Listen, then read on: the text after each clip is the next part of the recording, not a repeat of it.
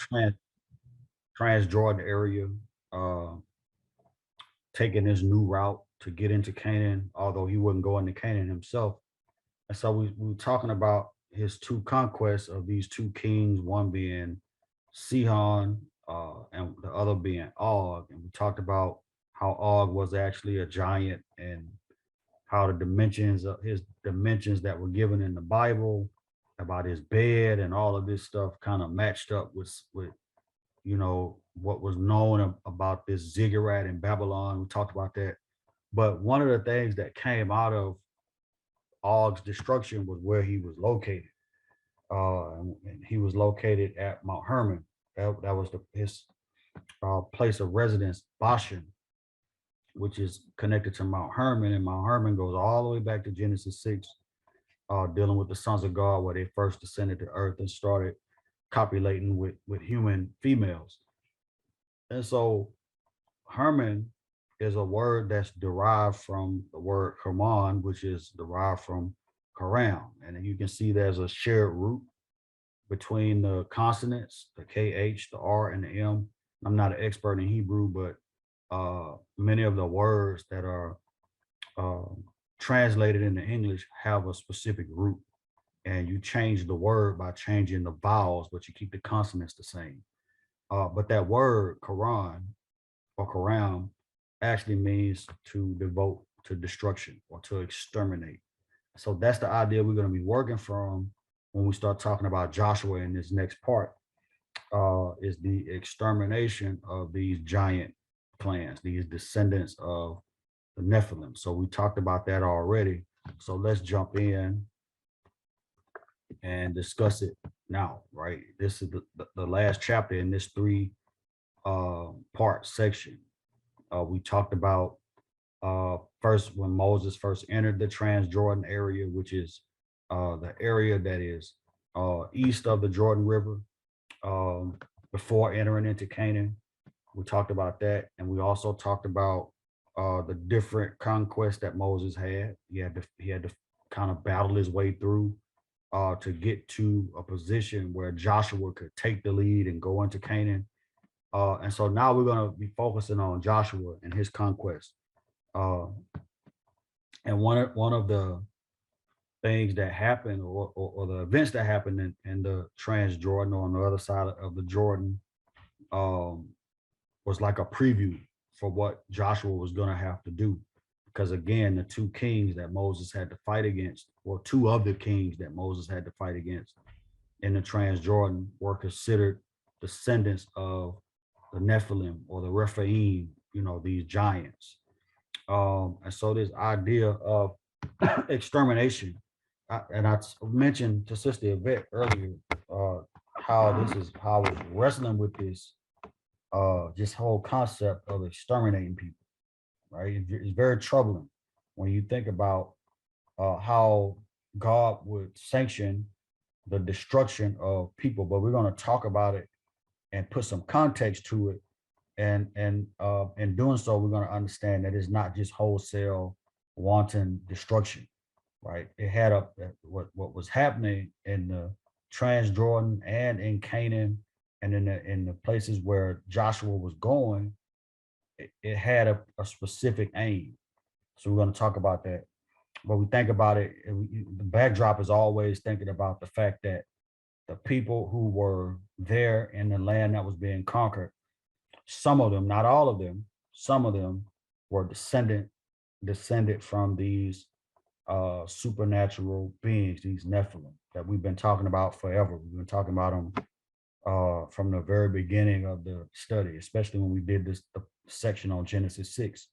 So that word karem, which means again to devote to destruction, was necessary because these giants persisted, and we talked about how they were able to persist. Either the flood that was supposed to wipe them out in Genesis 6 was localized, and some survived, or the divine beings actually copulated with human women more than once.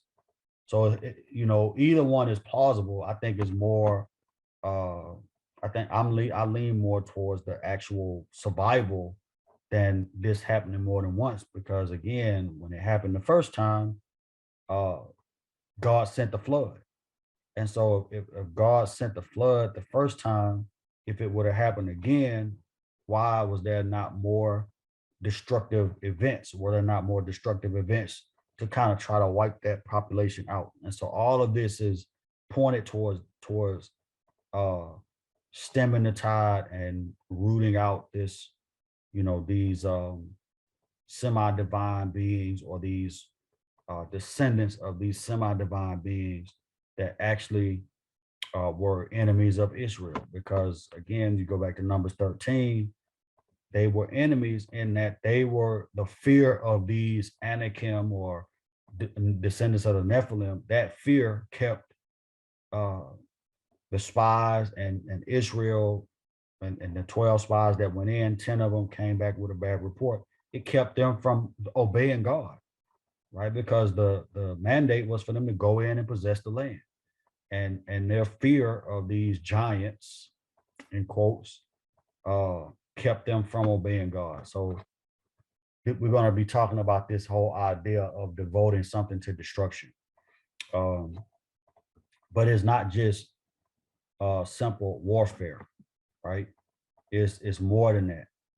And it's really like sanctioning a person or something or thing, uh, based on whether or not it's cursed, because that's one of the ways that something is devoted to destruction, is that it's under a curse, or it belongs to God and it's only to be used by God, right? But the thing about that idea, or that word devoted, or that phrase devoted to destruction or devoted to God, is once something is devoted, it couldn't be substituted. So that it's irreversible.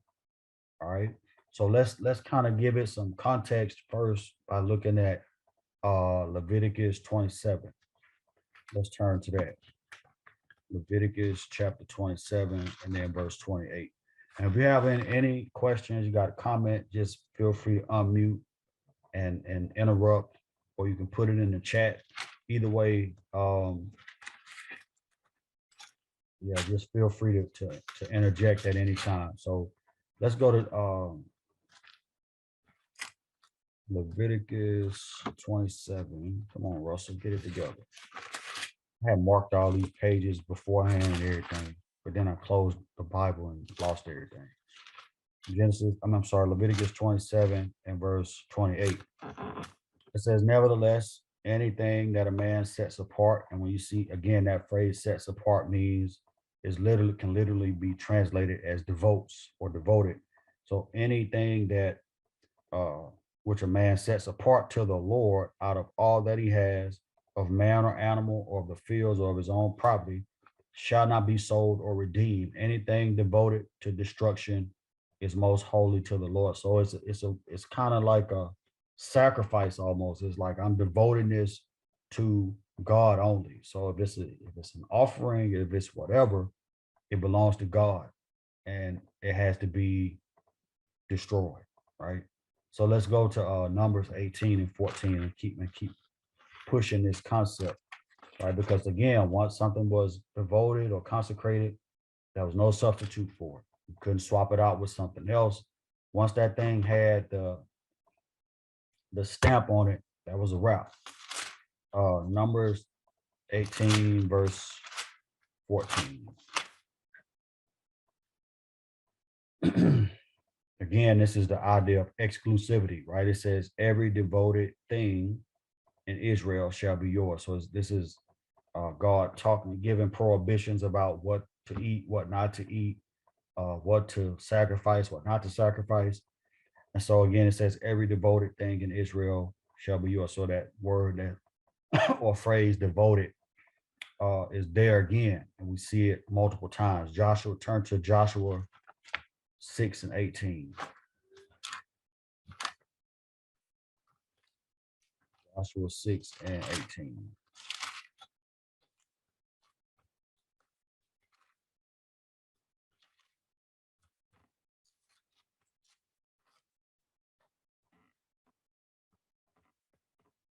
All right. And so again, this is again what we see in Joshua 6 and 18 is if something that has been devoted or banned, then going back and using it for yourself or for your own personal gain, unless God gives specific instructions, is it could actually bring a curse on you.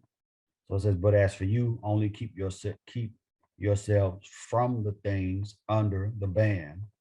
That's again devoted to God or devoted to destruction, so that you do not covet them and take some of the things under the ban and make the camp of Israel accursed and bring trouble on it. So again, disobeying that mandate or that sanctioning could bring trouble, right? Let's turn to Micah.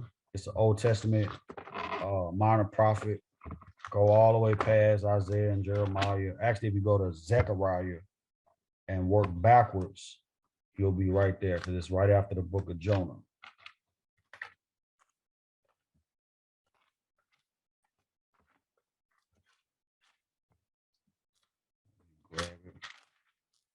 Micah chapter 4, verse 13. Micah 4:13 says, arise and thresh, daughter of Zion, for your horn I will make iron, and your hoofs I will make bronze, that you may pulverize many peoples. And then it says, that you may devote to the Lord their unjust gain. So again, as that phrase, devote to the Lord, or devoted to God, or devoted to destruction. And it says, and their wealth to the Lord of all the earth. So once something is sanctioned for exclusive use or exclusive ownership, or once it's cursed, it's irreversible. And so that person or thing, you couldn't substitute it, and it belonged to God. And it's the same. You said another phrase, utterly destroyed. Turn back to Exodus 20 and 22 and verse 20. Sorry, Exodus 22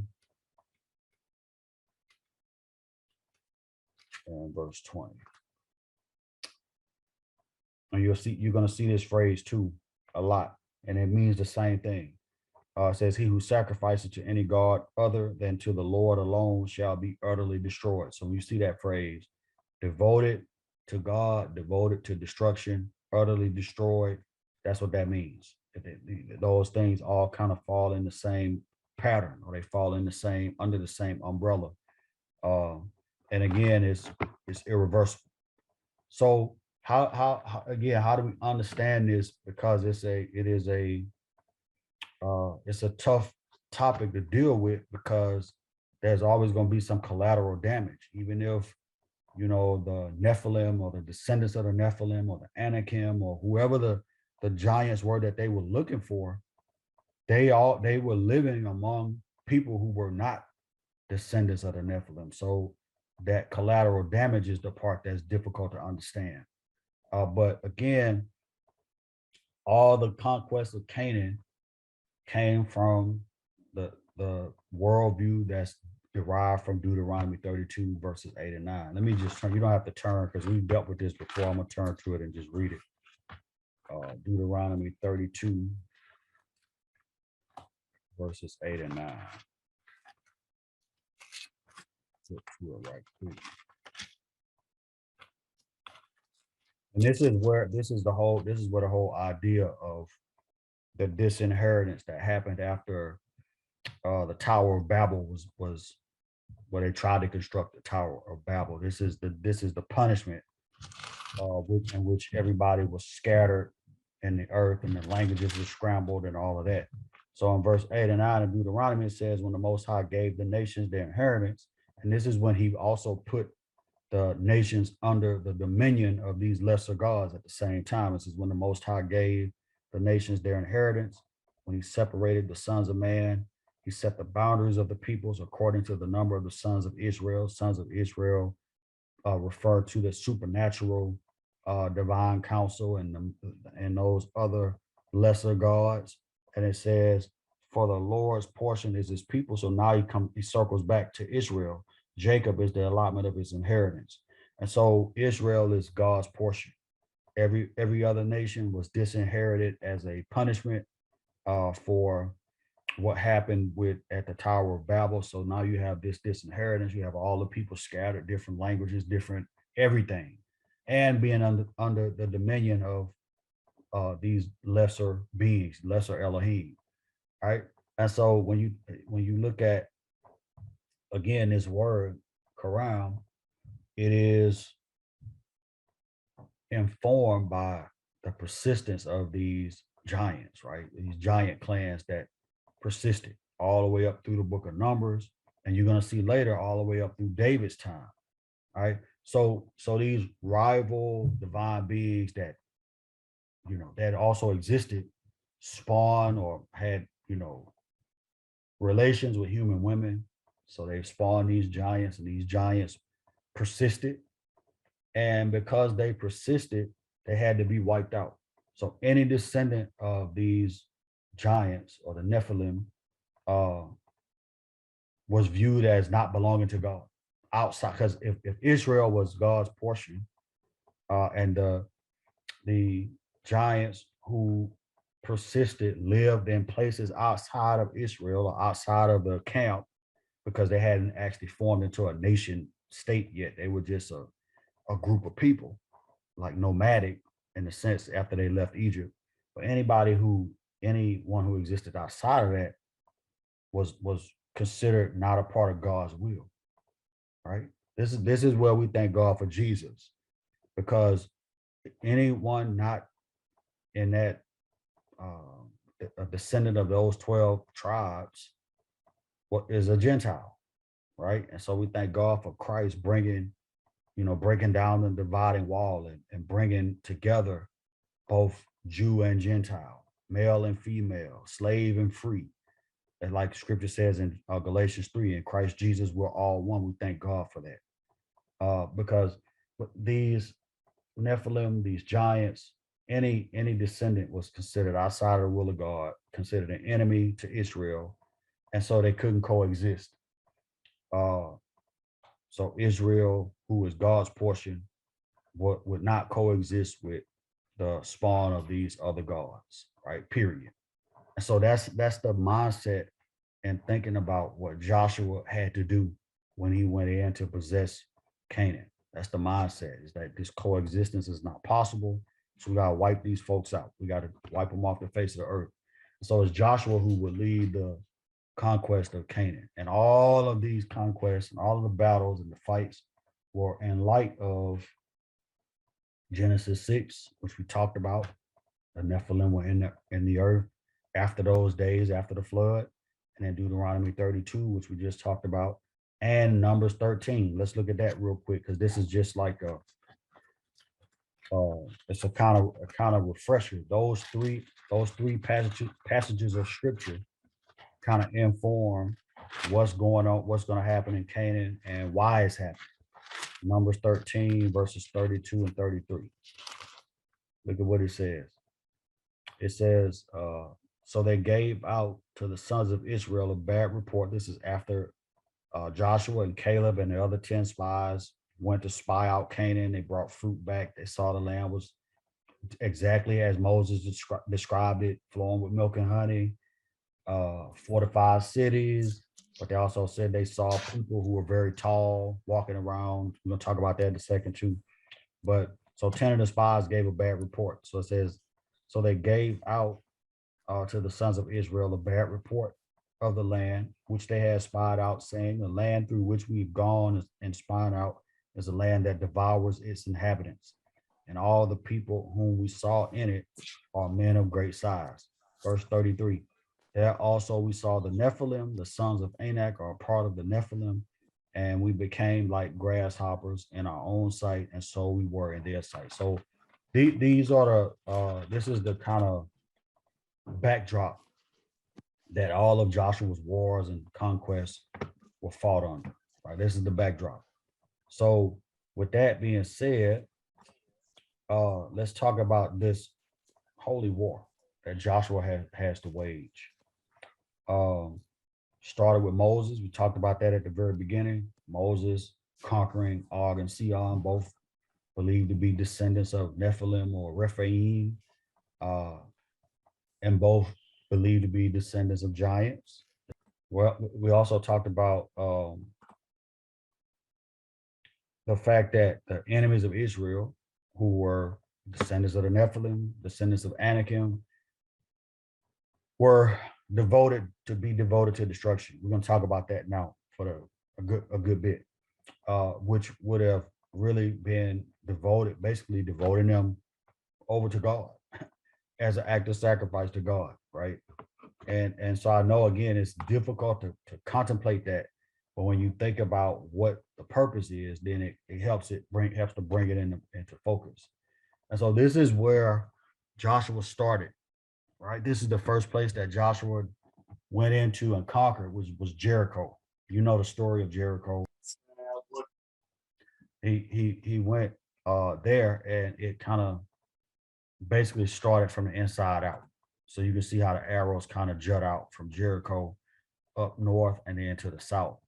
And so that matters because it's going to actually point to something else later on in the discussion about, you know, uh, it's actually a problem with the text that we're going to point out based on that. So again, the first time they encountered the inhabitants of Canaan was in Numbers 13. So the Anakim that they said that they saw, it really could be a general term, right? It doesn't necessarily have to be a specific term, but it could be general based on how the word is used in uh, Genesis 15 and also Joshua 7. So let's turn to that real quick and help make a little bit more sense. So Genesis 15 and verse 16. Genesis 15, verse 16. And this is God is making a covenant with Abraham, and he's telling Abraham that his descendants are going to actually live in Canaan. So this is where God is promising the land Abraham. So it says, then in the fourth generation, they will return here, because Abraham is currently in Canaan. But it says in the fourth generation, they'll return here, for the iniquity of the Amorite is not yet complete. So the term Amorite is a general term for all these different other ethnic groups that were not Israelites, right? So when they say the Anakim that they saw in Numbers 13, it could be a general term, kind of like the word Amorite was used in Genesis 15 or in Joshua 7 and 7. Let's turn to that real quick. Joshua chapter 7, verse 7. It says, Joshua said, alas, O Lord God, why did you ever bring this people over the Jordan only to deliver us into the hand of the Amorites to destroy us? If only we had been willing to dwell beyond the Jordan. So again, that's a generalized term. Same with the term Canaanite. It can be a generalized term because there were many different ethnic groups that fell under that umbrella of Canaanite. So when you say Anakim in Numbers 13, it can really literally be thought of as a generalized term. And that term, Anakim in Numbers 13 is first, let me find it right quick. Let me find it.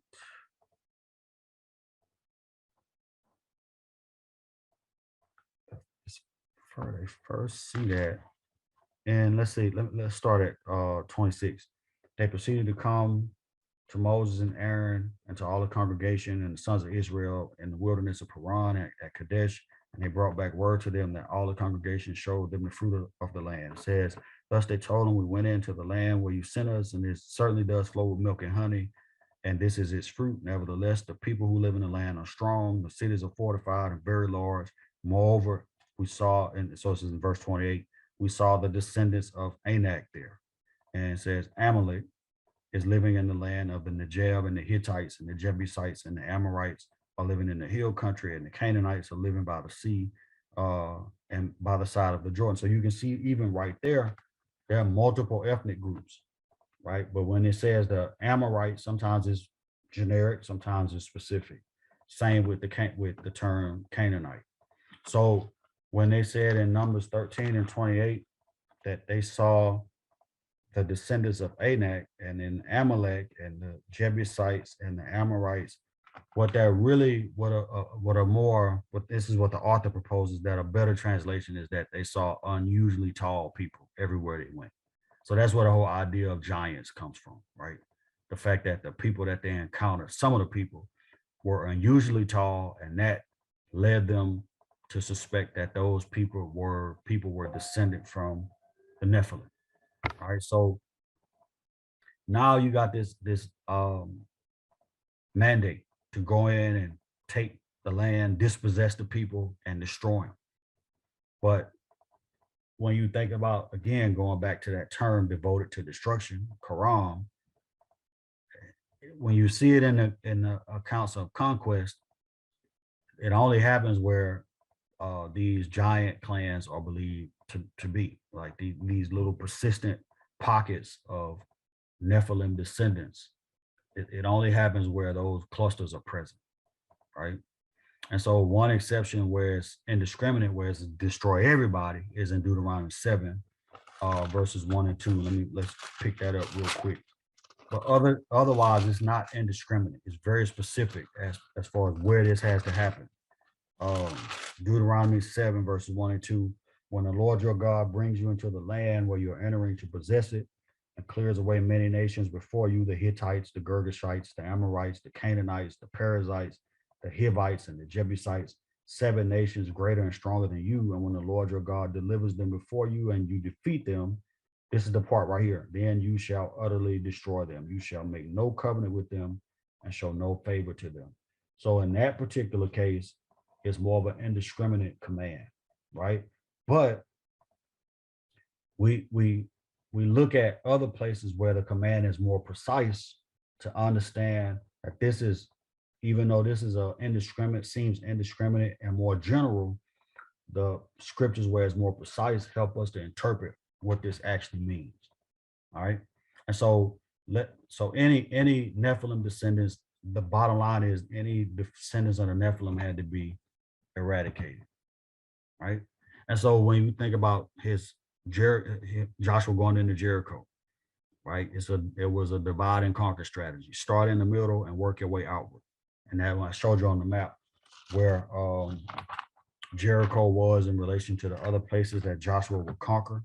So let's look at Joshua 6, verse 18, and then verse 21. Well, we looked at 6:18 already. Let's go down to 21. It says, let's go to 20 and 21. It says, so the people shouted, and the priests blew the trumpets. And when the people heard the sound of the trumpet, the people shouted with a great shout, and the wall fell down flat, so that the people went up into the city, every man straight ahead, and they took the city. And then verse 21, they utterly destroyed everything in the city, both man and woman, young and old, ox and sheep, and donkey with the edge of the sword. Right? So this is Joshua 6 and verse 20 and 21. Right? So that's where everything started at in Jericho. And then Joshua 8 and 26. Joshua 8 and 26.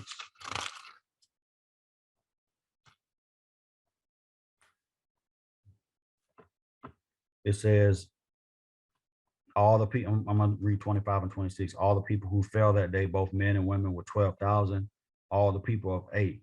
And it says, for Joshua did not withdraw his hand with which he stretched out the javelin until he had utterly destroyed. That's that phrase again, utterly destroyed or devoted to destruction all the inhabitants of A. So again, when you see his conquest and the things that Joshua was doing, again, it's more, it gets more specific in the 11th chapter, which we're going to get to in a second.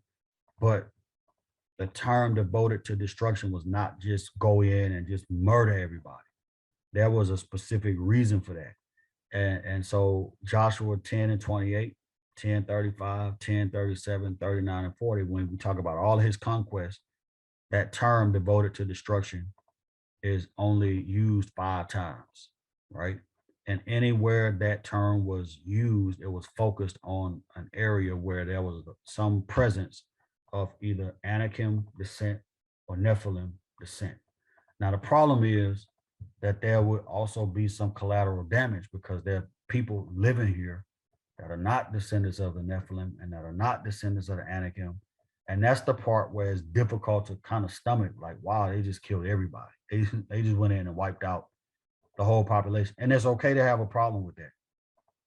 I don't think that is a problem to have a problem with that. But on the flip side of it, that's the command they received from God. We talked about this before when I asked a question about whether or not something like this, well, could be used as like propaganda. Well, they were all giants, so we had to murder them. Kind of like, before we talked about the Pizzagate thing. Well, they all sex traffickers, so we had to go in and shoot up the pizza parlor or whatever. Uh, but the difference is like Joshua and Moses, they actually heard from God. Like this was not some contrived internet hoax where somebody sent a bunch of messages that didn't mean anything and told you to interpret it. They actually heard from God and they had to go and do what God said.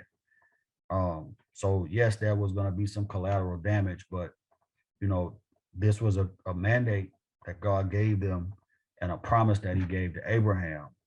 And if you want to really think about the flip side of it, how many Israelites were killed in Egypt? How many were killed by the Babylonians? How many were killed by the Assyrians when God was judging them? Because at the end of the day, this was a judgment that's why God, when he told Abraham, the iniquity of the Amorites hasn't been completed yet. So by the time Joshua and Moses were getting ready to go into Canaan, it was time for their judgment. So that's how we have to look at this and think about it. And then when Joshua went north, same strategy, right? Same strategy: devote to destruction, destroy everything where I send you. The specific places where you have to go, again, is mainly pocketed. These were pockets of presence of these descendants of the Nephilim. So, but the strategy is made more precise in the 11th chapter of Joshua. So let's turn there, 11, 21, and 23, because this also points to something else. It points to something else. Uh, Joshua 11, 21 through 23. It says, then Joshua came at that time and cut off the Anakim from the hill country. So you see that word again, and it is literally pointing to the idea or the concept of giants being present. And it says he cut off the Anakim from the hill country, from Hebron, from Debir, from Anab, and from all the hill country of Judah, and from all the hill country of Israel. And it says Joshua utterly destroyed them with their cities. And verse 22, there were no Anakim left in the land of the sons of Israel. Now look at what it says. Only in Gaza, in Gath, and in Ashdod, some remain. Right? And that's really important. Those locations are important because it's pointing to something else that we're going to talk about in a second. But it says that, hold up, 1 second. All right, so but it says that Joshua came in and cut off Anakim from the hill country, from Hebron, from Debir, from Anab, from the hill country of Judah, from all the hill country of Israel, and Joshua utterly destroyed them with their cities. So when you see that, again, these are pockets of Anakim presence. As we said, he cut off the Anakim. That term is specific for what the purpose of these battles was, which was to go in and eradicate the descendants of these giants or these Nephilim. And then so when we think about this in Joshua 11 and 22, let's read that again. It says there were no Anakim left in the land of the sons of Israel, only in Gaza and in Gath and in Ashdod. Those are really important because now verse 22, you can see on the last bullet of this slide. Now in verse 22, he's pointing to another phase of this Karim, which is David, and David taking over, you know, picking up where Joshua would leave off. Obviously, many years later, but David kind of picking up uh, where Joshua left off, because both Gath and Ashdod were Philistine um, outposts or Philistine residences. And then from Gath, you know that that's where Goliath was from, right? And we know the story of David and Goliath. So in Gath and Ashdod, those are Philistine places, and David would have many battles with the Philistines, beginning with, you know, him slaying Goliath. But there's a issue with the text that we need to look at, and we need to go back to verse 21. And it says, then Joshua, because this was called an anachronism, which means that the text is set in one particular time, but there's some information in the text that's from a different time. So we got to make sense of that.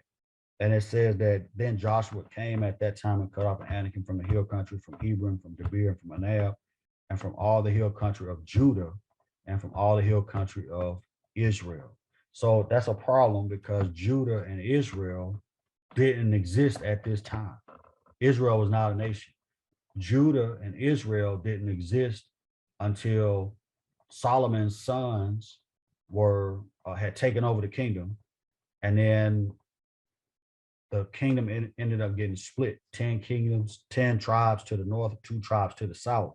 The south was Judah and Benjamin, and the north was the other 10 tribes of the sons of Israel. But this was like way later than when this was written.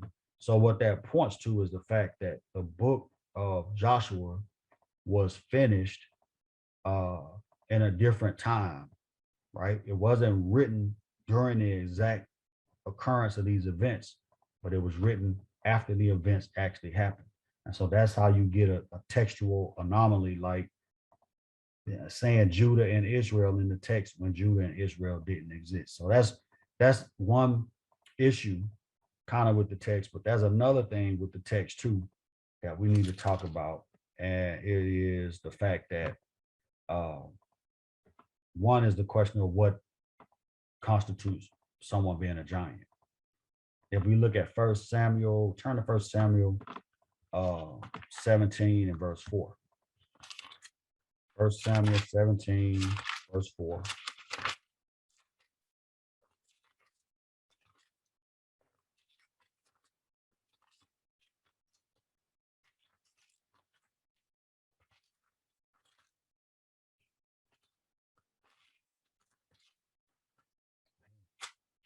It says, I'm gonna start at verse 3. It says, the Philistines stood on the mountain on one side, while the Israelites stood on the mountain on the other side, with the valley between them. Verse 4. Then a champion came out from the armies of the Philistines, named Goliath, from Gath. There's the location, his home city, whatever you want to call it, hometown, whose height was 6 cubits and a span. So a cubit is about 18 inches. So, and a span is about 9 inches. So Goliath's height was, if you add that up, 6 cubits is 18 inches per cubit, and then a span is 9 inches. His height was actually 9 foot or 9 feet and 9 inches, right? Based on what's here in the text. And then there's another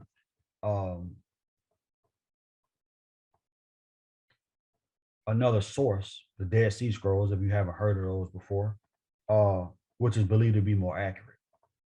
And it says that he was 6'6" and not 9'9", right? So there's a discrepancy there between what the height of a giant was. But when you compare it to the height of an average Israelite, the average Israelite was about somewhere between 5 feet and 5'2". So 5 feet tall to 5 foot 2 inches tall, right? So when you compare that, somebody who's 6'6" or 6'7" would tower over someone who was only 5 feet tall, right? And so, but the idea is that the height, the unusual height, was not normal. It was because of the supernatural origin of the Nephilim, who again were originated because of human women having relations with supernatural beings. Let me see, somebody put something in the chat. My iPad's about to go dead. All right, all right. Thank you, Zena. Love you too. Uh, so yeah, so there's another issue with the text as well, and I put a reference here, and I have it. I'll upload it. Um, I guess I could tack it on to the handout, but I'll upload it later. But there's another reference here, because there's some archaeological evidence that might dispute the existence of giants, and that is there's a paper all the way from 1938. I actually went and found it, uh, and it was written by G. Ernest Wright, and that was an excavation at a site called Gezer, and the site was actually in Israel, central Israel, and it had been occupied about 3,000 years before, occupied by different ethnic groups. And one of the things during the excavation that was found was that they didn't find skeletons that were unusually large, right? If you got a person that's 6'6" or 6 foot or 6'5" or however, the skeleton is going to bear that out, but they didn't find evidence of that at this particular site. But one of the things that the author proposes is the fact that in Israel and during the time of the Canaanites and during the time all the way back to ancient Mesopotamia, they didn't um, embalm bodies, right? And so the preservation wasn't there, and so it's quite plausible that just because you didn't find the remains there, it doesn't mean that they didn't exist. Over You got to think over millennia. You're going from 3,000 BC to 2,000 BC. You're talking about thousands of years, and so it's possible that the fact that they didn't do much to maintain or preserve bodies after they died, kind of like the Egyptians did when they mummified people, um, that could be the reason why you didn't see that. But the paper is pretty compelling. The fact that during this excavation, I think it happened, and let me pull it up right quick. It was in 1928. They did an excavation in Palestine, and they found over 100 skeletons, and none of those skeletons were more than 5'4". And then they did another excavation in 1902. This is the one that the author really honed in on, by McAllister. And again, they found multiple skeletons, but all the skeletons had short stature. So with that being said, again, if you think about the cultural practices of the Israelites and the culture that they derive from, which is the Mesopotamians, they didn't do a lot to preserve bodies and to embalm bodies, and so over the millennia, you can imagine how those remains might have been scattered or destroyed because they weren't preserved in any way. But anyway, those are just two things that pop out of the text as far as like the size of the giants and the archaeological information about the existence of these fossils or whatever. But the bottom line is, going back to the original idea that we started with, is this. The descendants of these Nephilim and the eradication of them was the driving force behind what Moses did in the Transjordan prior to the Israelites going into Canaan, and what Joshua did when they entered into Canaan, which the purpose was to root out these persistent, little groups or pockets of descendants of the Nephilim. Now, the other evidence, again, presented as far as like the size and as far as like archaeological remains, that's, that's debatable. But the point in scripture was that they had a job to do, which was to go in and eradicate these giant clans wherever they were, whether they were in Jericho, whether they were in other parts of Canaan, wherever they were, they had to be eradicated. And again, you see it pointing towards a future time. When we talked about out of Joshua 11, where he talked about Gath and Ashdod and Gaza, all pointing towards David's time when David would pick up the same mantle and have to deal with this persistent threat of these giants being present. So with that being said, we're going to stop here. I think that's the last slide anyway. Yeah. But with that being said, we're going to stop, open the floor up. Any questions or comments? And then, yeah. So let me pause recording too.